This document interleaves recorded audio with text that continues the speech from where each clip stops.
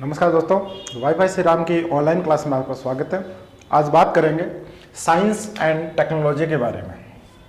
तो सबसे पहले बात करेंगे साइंस क्या शब्द है, साइंस मीनिंग क्या होता है, बाद में बात करेंगे टेक्नोलॉजी क्या होता है। उसके बाद में बात करेंगे साइंस एंड टेक्नोलॉजी के बीच में रिलेशन क्या है, क्या बीच में संबंध है इनके बारे में। तो शुरू से बात करते हैं साइंस के बारे में।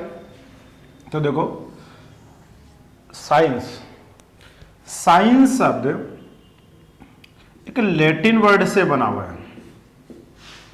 साइंस शब्द किससे बना हुआ है? लैटिन वर्ड से। साइंस शब्द साइंसिया शब्द से बना हुआ है, साइंसिया, ठीक है, जिसका शाब्दिक अर्थ होता है टू नाउ, टू नाउ यानी कि जानना, ठीक है, या कह दो इसके व्यापक रूप में कह दो नॉलेज। नॉलेज, नॉलेज का मतलब होता है ज्ञान, ठीक है। तो साइंस शब्द लैटिन वर्ड साइंसिया से बना हुआ है, जिसका शाब्दिक अर्थ क्या होता है? नॉलेज और नाउ जानना, ठीक है, यानी कि वस्तुओं के बारे में जानना। देखो जानना अलग अलग होता है। भारत में ज्ञान का अर्थ अगर भारत में देखा जाए तो भारत में ज्ञान का अर्थ होता है स्वयं को जानना, जबकि यहाँ स्वयं को जानना नहीं है, यहाँ पे वस्तुओं को जानना, ऑब्जेक्ट को जानना, नॉलेज, ठीक है। यानी कि विज्ञान शब्द है, विज्ञान शब्द है, ये दो शब्दों से मिलकर बना हुआ है। एक का मतलब वी और दूसरा हो गया ज्ञान। इस वी का मतलब होता है यहाँ पे वस्तु, क्या होता है? वस्तु। और ज्ञान का मतलब होता है समझ, क्या होता है? समझ। अर्थात वस्तुओं की समझ क्या कहलाता है? विज्ञान कहलाता है। वस्तुओं की समझ का तात्पर्य यह होता है वस्तुओं में चेतना का ज्ञान, चेतना का ज्ञान या वस्तु समझ। वस्तु समझ क्या कहलाता है? विज्ञान कहलाता है। तो शुरू से देखो, साइंस शब्द लैटिन वर्ड साइंसिया से बना हुआ है, ठीक है, जिसका शाब्दिक अर्थ टू नाउ जानना या नॉलेज होता है। नॉलेज का मतलब ज्ञान, और ज्ञान का अलग अलग जगह पे अलग अलग होता है। प्रत्येक स्तर पे ज्ञान का अलग अलग होता है। यहां पर ज्ञान का अर्थ यहाँ है वस्तुओं की समझ, ठीक है। इसलिए विज्ञान शब्द है वह वी प्लस ज्ञान दोनों से मिलकर बना हुआ है। वी का मतलब होता है वस्तु और ज्ञान का मतलब होता है समझ। वस्तुओं की समझ, किसकी समझ? वस्तुओं की समझ, यानी वस्तुओं में चेतना ज्ञान विज्ञान कहलाता है। अभी तो हमने पूरी विज्ञान पढ़ी नहीं है। तो देखो विज्ञान हमारे 100% अगर विज्ञान है, उस 100% विज्ञान से हमने अभी 4% साइंस को ही जाना है, बाकी अभी भी 96% साइंस बाकी है। अभी देखो जो साइंस है, जो साइंस है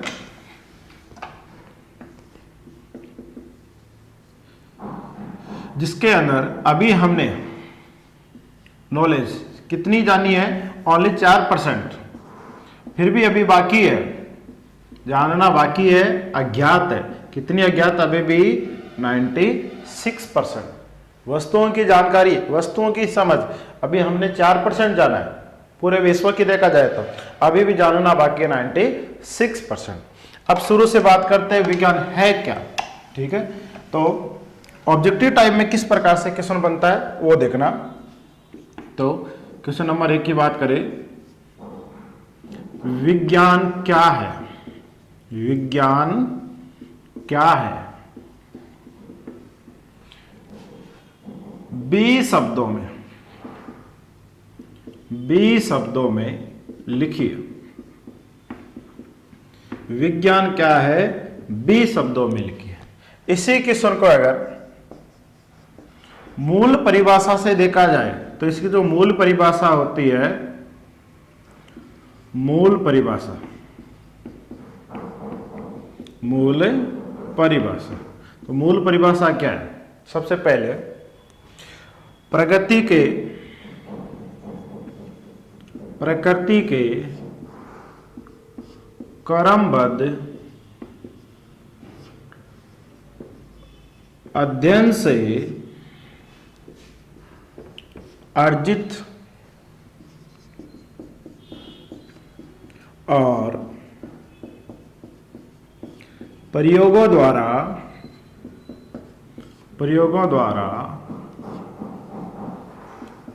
प्रमाणित ज्ञान विज्ञान कहलाता है।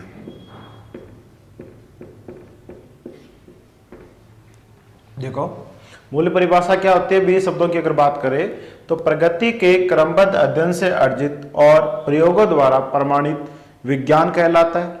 ठीक है, अब कैसे जाना, क्या मतलब हुआ कि मूल परिभाषा प्रगति के क्रमबद्ध अध्ययन से अर्जित और प्रयोगों द्वारा प्रमाणित ज्ञान विज्ञान कहलाता है।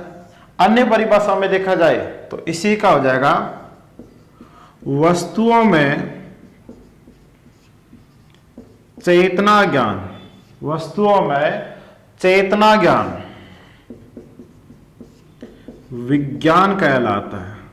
वस्तुओं में चेतना ज्ञान विज्ञान कहलाता है। यानी कि study of spirit and object, study of spirit in object. Spirit का मतलब चेतना, ऑब्जेक्ट का मतलब हो गया वस्तु, यानी वस्तुओं में चेतना ज्ञान कहलाता है, विज्ञान कहलाता है। जैसे इसके साथ साथ विज्ञान है क्या, तो विज्ञान के अगर गुणों की बात देखी जाए, विज्ञान क्या है, विज्ञान क्या है, तो कह सकते हैं विज्ञान से ही वस्तुओं में छिपे हुए गुणों का पता चलता है, गुणों का पता चलता है। वस्तुओं से, विज्ञान से ही क्या हुआ, वस्तुओं में छिपे हुए गुणों का पता चलता है। कैसे गुणों का पता चलता है, जैसे उदाहरण की बात करें कि प्राचीन काल में खाने के व्यंजन सीमित थे, क्योंकि विज्ञान का प्रयोग नहीं हुआ। अगर विज्ञान का उपयोग नहीं करेंगे तो अपने का जो भी वस्तुएं होंगे इनका उपयोग क्या होगा, सीमित होगा। अगर हमें विज्ञान की जानकारी हुई, वस्तुओं की समझ हुई, तो इस जो वस्तुओं के उपयोग है उनकी संभावनाएं बढ़ जाती है। तो प्राचीन काल में जो भी खाने के व्यंजन थे लिमिटेड थे। उदाहरण के तौर पे बात करें, अगर हमारे पास गेहूं है और गेहूं से आटा बना के रोटी खाई जाती है, ठीक है, अगर गेहूं को बेचा जाता है तो मोस्टली अगर भाव देखा जाए तो 20 रुपए किलो, औसत एवरेज भाव देखा जाए तो 20 रुपए प्रति केजी है। उसी गेहूं से अगर आटा बना के बेचा जाए, थोड़ी सी मेहनत लगेगी, लेकिन वस्तु का क्या हुआ, हमें समझ हुई। तो उसी गेहूं को नहीं बेच के क्या बेचे, उसका आटा बेचेंगे तो मोस्टली 30 या 40 रुपए केजी भाव मिल जाएगा। तो वस्तु की समझ से भाव बढ़ गया, वस्तु की वैल्यू बढ़ गई, वस्तु की उपयोगिता बढ़ गई, वस्तु की विविधता बढ़ गई, वस्तु की अनुकूलता बढ़ गई, ठीक है, उसकी उपयोगिता बढ़ गई। तो गेहूं से क्या बनाया, आटा। और आज आपको पता है कि गेहूं से उस गेहूं के क्या बना दिया, मैदा बना दिया, ठीक है। गेहूं से क्या बना दिया, नूडल्स बना दिया। गेहूं से क्या बना दिया, पापड़ बना दिया। उसी गेहूं से क्या बनाया, नमकीन बना दिया।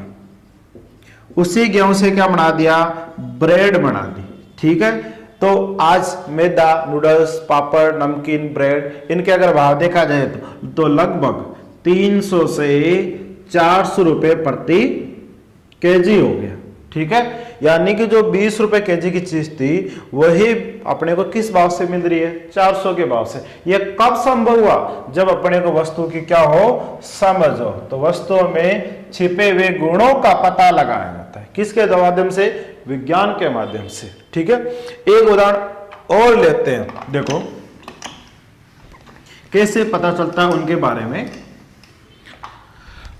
आपने श्वेत क्रांति का नाम सुना होगा, श्वेत क्रांति। श्वेत क्रांति, श्वेत क्रांति का संबंध दुग्ध क्रांति से है, दूध उत्पादन से। किससे है? दूध उत्पादन से। श्वेत क्रांति का संबंध किससे है? दूध उत्पादन से। ठीक है। और इस श्वेत क्रांति का जनक डॉक्टर वर्गीस कुरियन थे, हमारे भारत के महान वैज्ञानिक जिनका नाम डॉक्टर वर्गीस कुरियन। वर्गीस कुरियन का जन्म 26 नवंबर 1921 और उनकी मृत्यु 9 सितंबर 2012 को हुई। तो उन्हीं वर्गीस कुरियन साहब ने श्वेत क्रांति दुग्ध उत्पादन के लिए बहुत बड़ा एक अभियान था, जिसके तौर पे आज भारत पूर्णतः दुग्ध उत्पादन में आत्मनिर्भर है। ठीक है। 1998 के बाद भारत दूध उत्पादन में प्रथम स्थान पे है। वो किससे संभव हुआ? दुग्ध क्रांति से संभव हुआ। दुग्ध क्रांति किससे संभव हुई? विज्ञान से संभव हुई। उसी विज्ञान ने इसके वस्तुओं में छिपे हुए गुणों का पता लगाया। दूध में अनेक प्रकार के गुण छिपे हुए हैं, इनका पता संभव किससे हुआ? विज्ञान से हुआ, वस्तुओं की समझ से हुआ। छोटा सा उदाहरण लेते हैं।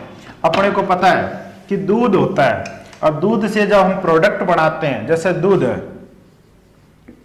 दूध से अपने को पता है कि दही बनता है, दूध से अपने को पता है कि छाछ बनता है, दूध से अपने को पता है कि पनीर बनता है, दूध से अपने को पता है कि मक्खन बनता है, दूध से अपने को पता है कि चीज बनती है।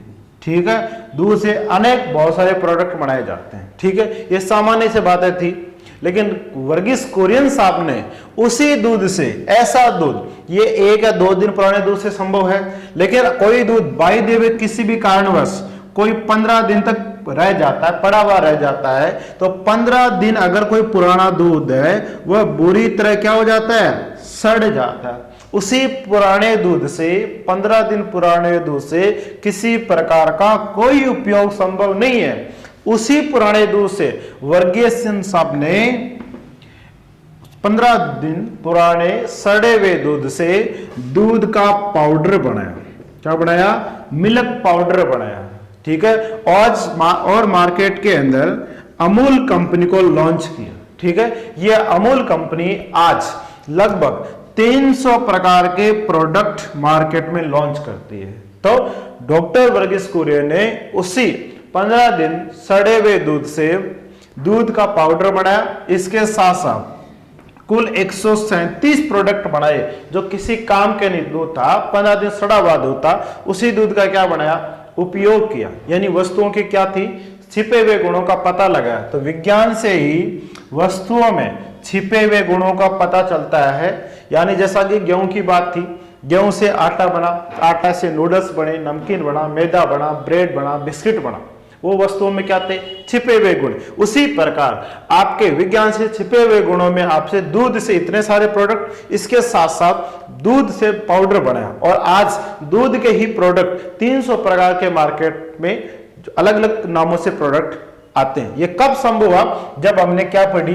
विज्ञान। तो देखो, विज्ञान का प्राचीन काल भी उपयोग हुआ है, लेकिन सीमित था। लेकिन आज विज्ञान की जानकारी की वजह से जो प्रयोग लिमिटेड थे, सीमित थे, उनका अनुप्रयोग वास्तव में क्या हुआ? बहुत ज्यादा मात्रा में बढ़ गया। ठीक है। आगे देखा जाए तो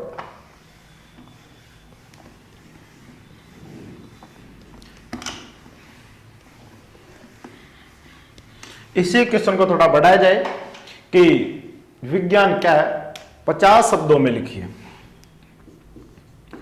विज्ञान नंबर 3 क्वेश्चन, विज्ञान क्या है? 50 शब्दों में लिखो। 50 शब्दों में लिखो।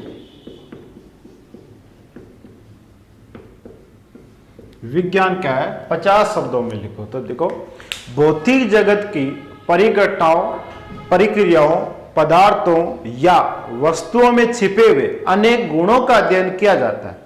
भौतिक जगत का यह तात्पर्य उस संसार से है जिसे हम अपनी ज्ञानेंद्रियों के द्वारा अनुभव करते हैं या महसूस करते हैं। विज्ञान इसी भौतिक जगत की घटनाओं को यथासंभव विस्तृत एवं गहनता से समझने हेतु किया जाने वाला सुव्यवस्थित प्रयास जिसमें इस प्रकार की अर्जित ज्ञान का उपयोग परिघटनाओं के भविष्य कथन संशोधन एवं नियंत्रण के लिए किया जाता है। जो कुछ भी हम अपने चारों ओर देखते हैं, इसी आधार पर, ठीक है, अन्वेषण करना, प्रयोग करना एवं भविष्यवाणी करना विज्ञान कहलाता है। तो 50 शब्दों में इस प्रकार जवाब देंगे, ठीक है। तो विज्ञान का अलग अलग क्षेत्रों में अलग अलग उपयोग कैसे संभव हुआ। अब देखो, विज्ञान से ही प्रत्येक प्रकार के उपयोग संभव है। विज्ञान किसी वस्तु को और उसकी समझ को बेहतर करके उसके मूल्य को बढ़ा देता है, उसकी उपयोगिता को बढ़ा देता है, उसकी अनुकूलता को बढ़ा देता है, उसकी विविधता को बढ़ा देता है। यही विज्ञान है, ठीक है। तो देखो, विज्ञान से ही किसी वस्तु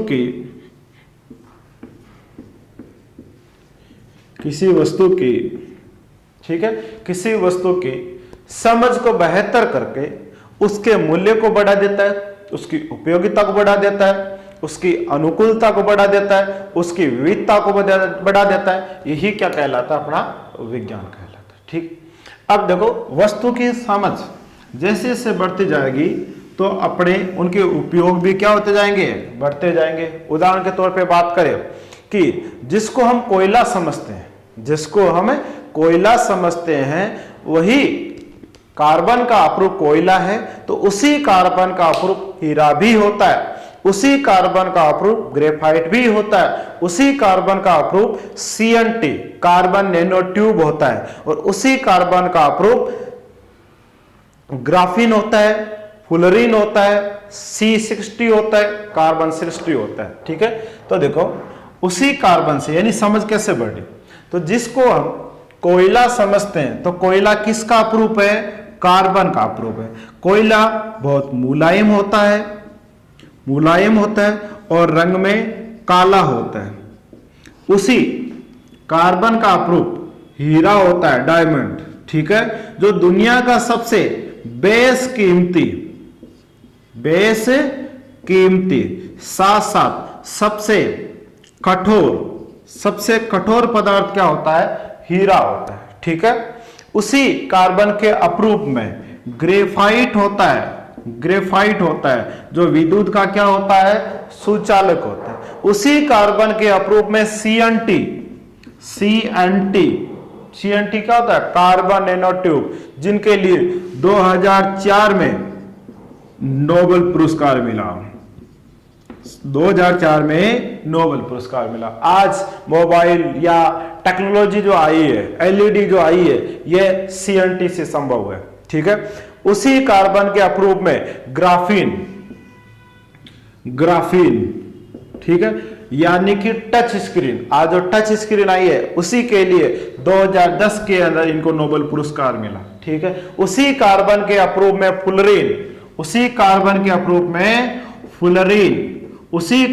अप्रूप में C60, ठीक है। यह कब संभव हुआ, जब वस्तुओं की क्या हुई, समझ संभव हुई, ठीक है। यानी कि विज्ञान, जैसे मान लो कि एक व्यक्ति है या कोई भी एक लड़का है जो 4 घंटे तक बिना खाए हुए भूखे पेट रह के स्टडी करता है, ठीक है। स्टडी करने के बाद में उसे पता चला या उसके अनुभव हुए या उनको निष्कर्ष निकले कि 4 घंटे तक भूखे रहने के बाद कैसे पढ़ाई की जाती है, पर भूखे के साथ कैसा अनुभव होता है, कैसा उसे याद रहता है, कैसे वो समय के साथ, वातावरण के साथ कैसा समझे से बिठा पाता है, इसी को क्या कहते हैं, विज्ञान। देखो, कहीं कहीं ज्ञान का अर्थ सूचना भी होता है, लेकिन साइंस में ज्ञान का अर्थ सिर्फ और सिर्फ वस्तुओं में चेतना का ज्ञान या वस्तुओं की समझ ही क्या कहलाता है, विज्ञान कहलाता है। वस्तुओं में अगर चेतना है तो वो प्राकृतिक होगी, अगर वस्तुओं में चेतना नहीं है तो वह भौतिक होती है। कहने का मतलब वस्तुओं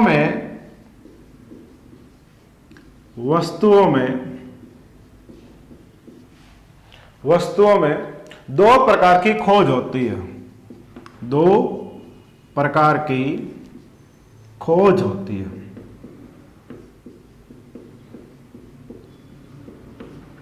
एक तो वस्तुओं में चेतना ज्ञान, वस्तुओं में चेतना, वस्तुओं में चेतना, जिस वस्तु में चेतना होती है वो प्राकृतिक विज्ञान है। क्या कहलाता है? प्राकृतिक विज्ञान। वस्तुओं में चेतना होती है वो प्राकृतिक विज्ञान है। प्राकृतिक विज्ञान के अंदर अपने जूलॉजी आ जाएगा, बॉटनी आ जाएगा, ये चीजें, ठीक है। दूसरी बात, जिन वस्तुओं में चेतना नहीं होती, जिन वस्तुओं में चेतना नहीं होती, चेतना नहीं होती, वो जिन वस्तुओं में चेतना नहीं होती वो भौतिक विज्ञान है। और भौतिक विज्ञान के अंदर अपने फिजिक्स आ जाएगा, केमिस्ट्री आ जाएगा, ये बातें आ जाएगी, भौतिकी विज्ञान। तो जिन वस्तुओं में चेतना होती है वो प्राकृतिक विज्ञान है, जूलॉजी, बॉटनी। और जिन वस्तुओं में चेतना नहीं होती वो भौतिकी विज्ञान है। और भौतिकी विज्ञान के अंदर अपने आ जाएगा फिजिक्स, केमिस्ट्री, ठीक है। अब देखो, कहीं कहीं वस्तु जो साइंस का उपयोग करेंगे, जैसे ये फैन कैसे चला, लाइट कैसे ऑन हुई, ऐसे कैसे काम करती है, आपके क्लॉक कैसे काम करती है, मनुष्य कैसे गतिशील है, अपने विद्युत धारा जिसमें बहती है, वायर, विद्युत तार, उसमें इलेक्ट्रॉन का कैसे गमन होता है, ठीक है। इस प्रकार के उपयोग संभव है, किससे? विज्ञान से।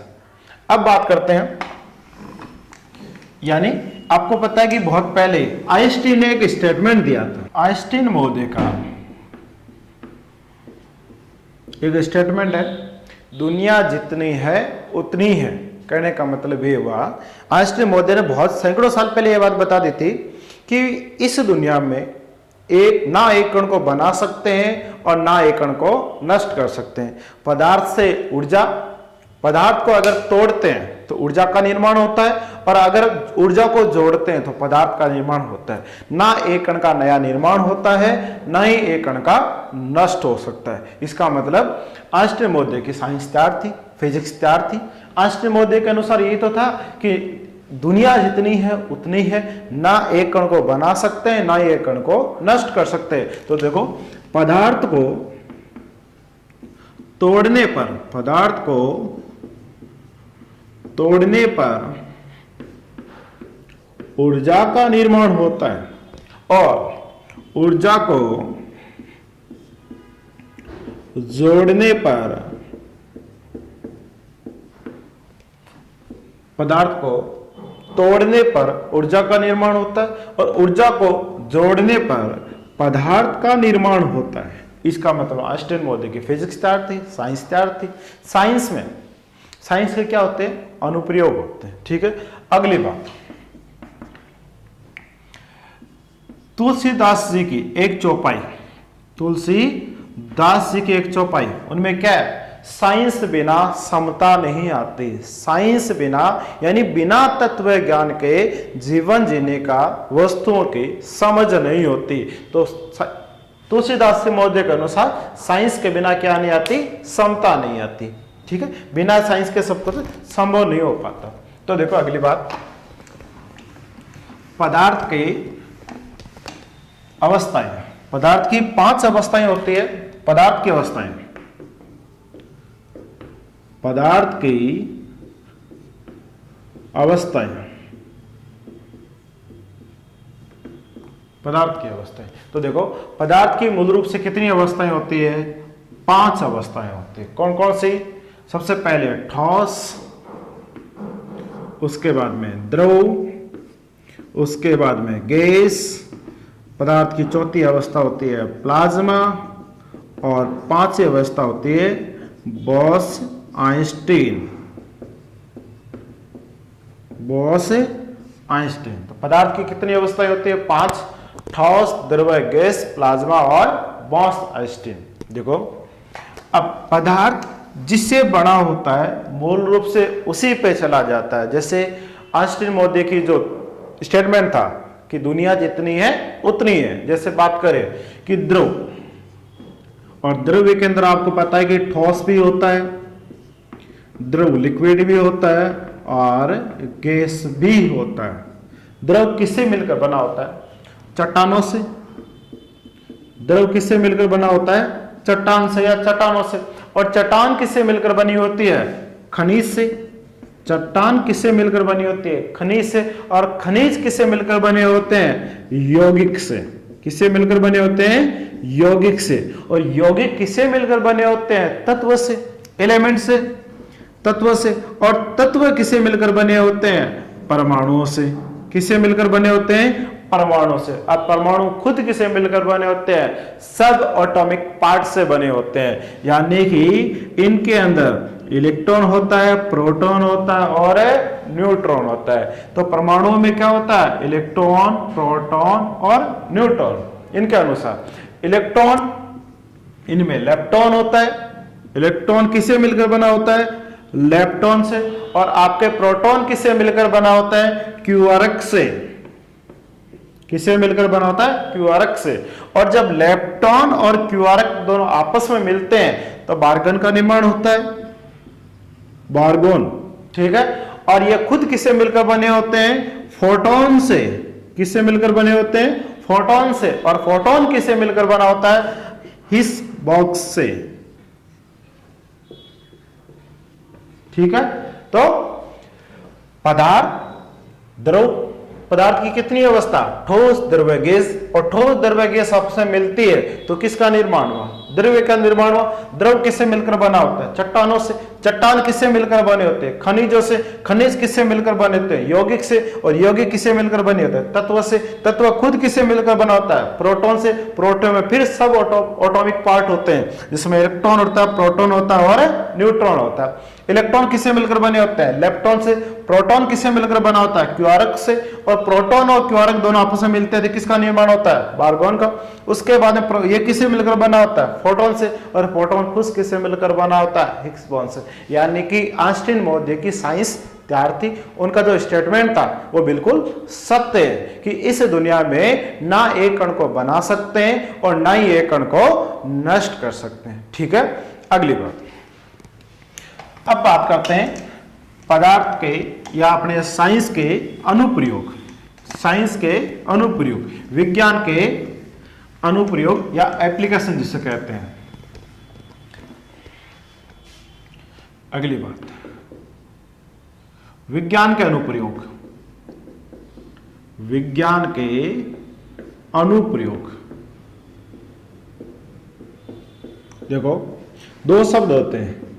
एक होता है अनुप्रयोग, दूसरा होता है प्रयोग।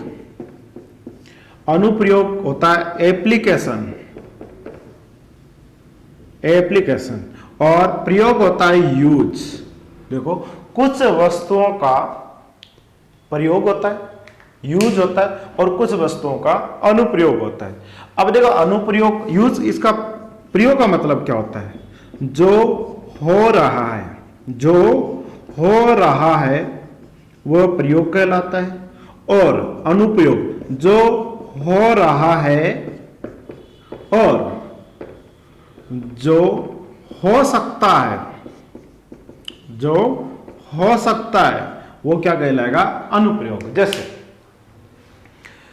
आपके पास ट्यूबलाइट है, ट्यूबलाइट का क्या होगा? यूज होगा। ट्यूबलाइट का प्रकाश उत्पन्न करने में यूज होता है। आपके पास मोमबत्ती है तो मोमबत्ती का क्या होता है? यूज होता है। आपके पास एसी है, आपके पास फ्रिज है, आपके पास टीवी है, आपके पास कोई इलेक्ट्रॉनिक आइटम है, उन सब का क्या होता है? यूज। लेकिन अगर हमारे पास प्रकाश है, हमारे पास विद्युत धारा है, हमारे पास उष्मा है, इनका क्या होता है? एप्लीकेशन। यानी उपयोग तो हो रहा है और क्या उपयोग कर सकते हैं वो होता है अनुप्रयोग, जबकि यूज में सीमित उपयोग होता है तो यही काम कर सकते हैं। ठीक है। अगली बात, तो साइंस के अनुप्रयोगों की अगर बात करें तो साइंस के देखो अनेक अनुप्रयोग होते हैं। साइंस का अनुप्रयोग का मतलब हो गया जो हो रहा है और जो हो सकता है। ठीक है। जैसे आग, आग का आविष्कार है, आग का आविष्कार, आग के आविष्कार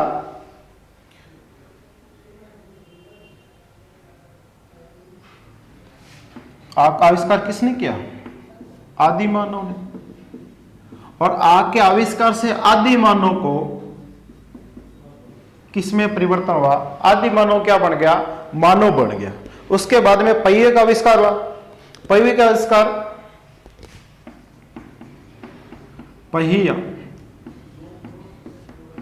पहिए के आविष्कार से मानव क्या बन गया? सामाजिक बन गया। क्या बन गया? सामाजिक बन गया। उसके बाद में इंटरनेट आया। इंटरनेट से जो मानव था वो वैश्विक बन गया, वैश्विक बन गया। ठीक है। इंटरनेट का आविष्कार 20वीं शताब्दी में हुआ। पहिए का आविष्कार नवपाषाण काल में हुआ और आग का आविष्कार पूरा पाषाण काल में हुआ, पूरा पाषाण काल में हुआ। तो आग का क्या हुआ? आविष्कार। ठीक है। और आग के आविष्कार से जो आदि मानव था उसने क्या बनाया? उसको मानव बने। पहिए का आविष्कार जब मानव ने किया तो वो मानव से क्या बन गया? सामाजिक मानव बन गया। और इंटरनेट का आविष्कार जब मानव ने किया तो वो क्या बन गया? वैश्विक मानव बन गया। ठीक है।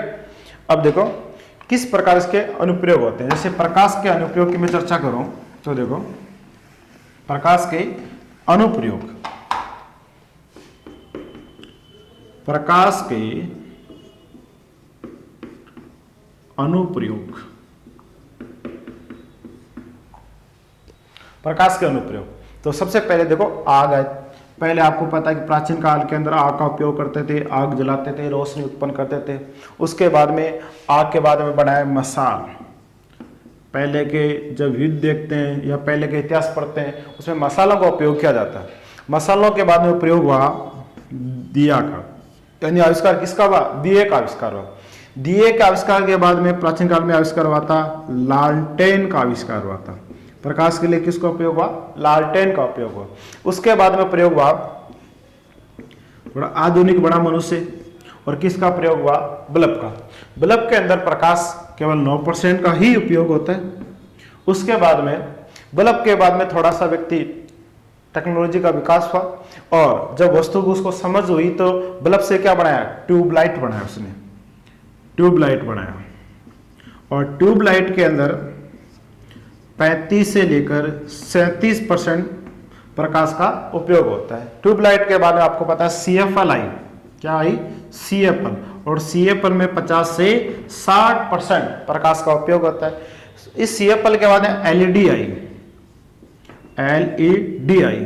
और LED के अंदर आपको पता है कि 80 से लेकर 85% तक, 80 से लेकर 85% तक प्रकाश हुआ। आने वाले टाइम के अंदर नैनो बल्ब आ जाएंगे, आने वाले टाइम के अंदर नैनो बल्ब आ जाएंगे। और ये नैनो बल्ब 95% यानी 95% तक प्रकाश का उपयोग करते हैं। ठीक है। तो प्रकाश का हमने यहां क्या किया?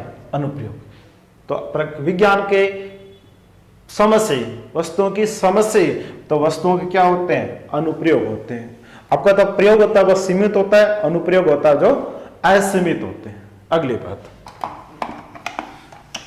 अब देखो विज्ञान के अनुप्रयोग से ही आपको पता है कि हमारे राजस्थान के एक PK सेठी, डॉक्टर प्रमोद करण सेठी, राजस्थान के ही डॉक्टर प्रमोद करण सेठी, प्रमोद करण सेठी, जिनको PK सेठी के नाम से प्रसिद्ध है, जिन्होंने सर्वप्रथम कृत्रिम अंग का निर्माण किया। यानी कि जो कृत्रिम अंग बनाए थे वो जयपुर फुट के नाम से फेमस हुए, जयपुर फुट के नाम से। आपको पता है कि प्राचीन काल के अंदर लोगों को जब साइंस की जानकारी नहीं थी, लोग बीमार होते थे, बीमार होने के बाद मर जाते थे।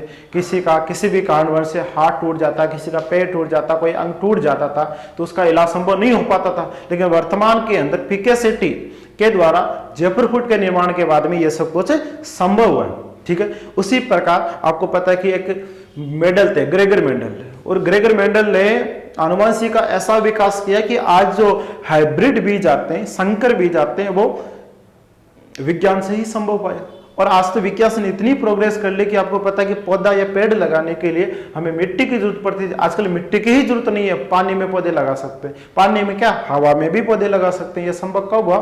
विज्ञान के आने से। तो कुल मिला के बात यह निकली कि विज्ञान मानव जीवन में क्या है? क्रांति है।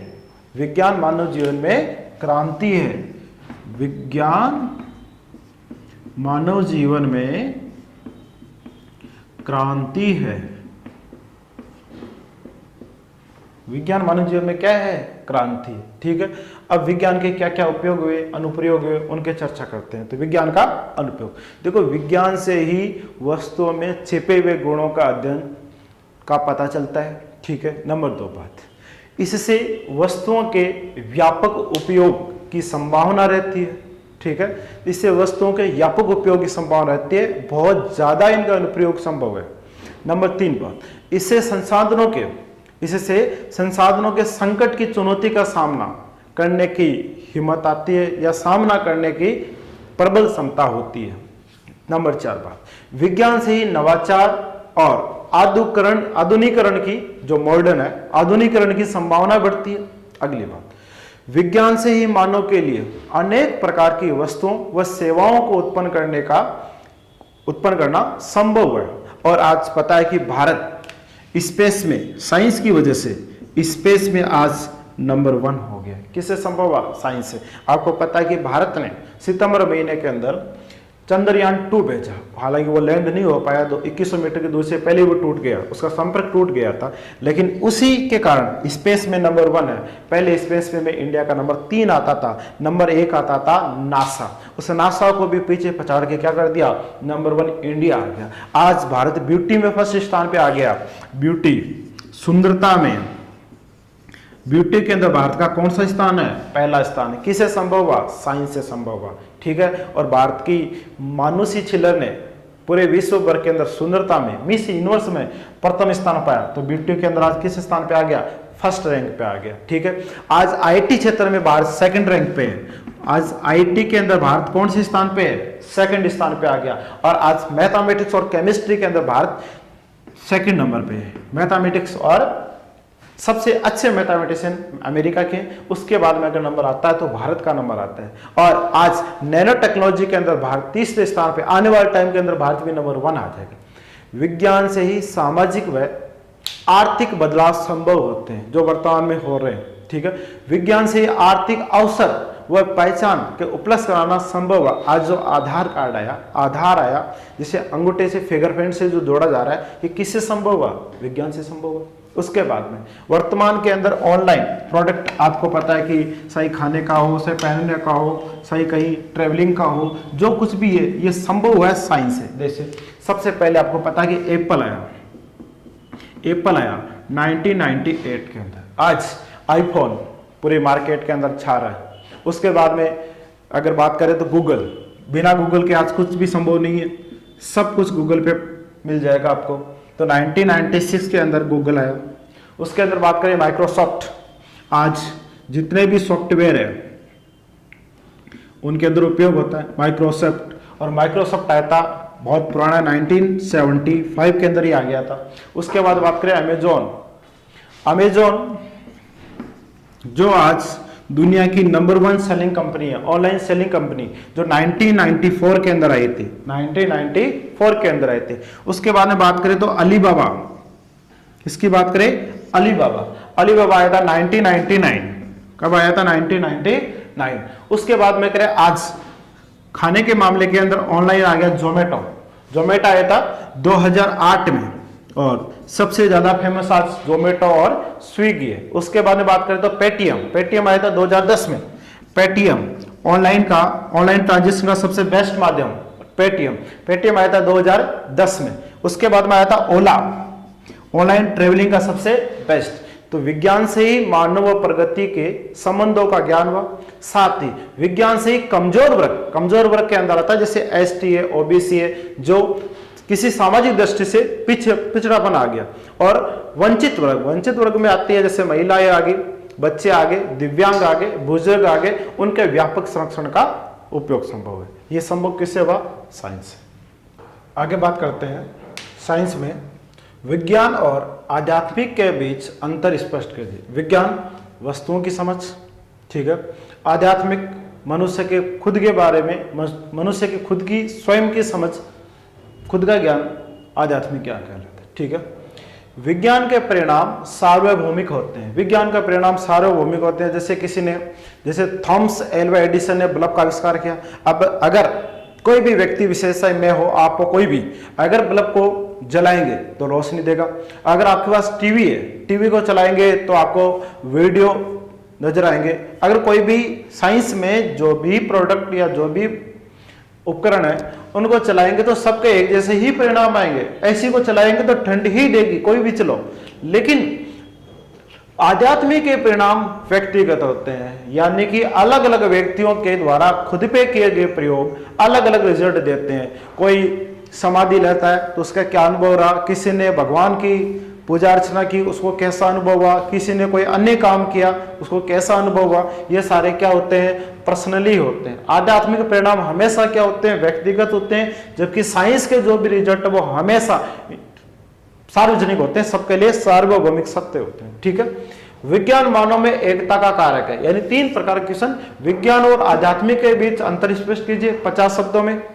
विज्ञान और परिणाम, विज्ञान के जो परिणाम, अगर इसको नहीं करो तो विज्ञान के परिणाम सार्वभौमिक होते हैं, लेकिन आध्यात्मिक के परिणाम व्यक्तिगत होते हैं। 50 शब्दों में लिखिए। या फिर विज्ञान मानव में एकता का कारक है, 50 शब्दों में लिखिए। तो सबसे पहले बात करते हैं चेतना की।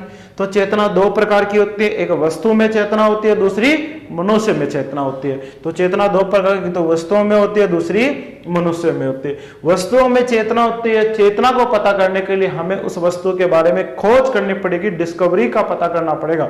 तो वस्तुओं में खोज की जाती है, जबकि मनुष्य में क्या, किसी भी चेतना का ज्ञान करना है तो हमें क्या करना पड़ेगा, समाधि।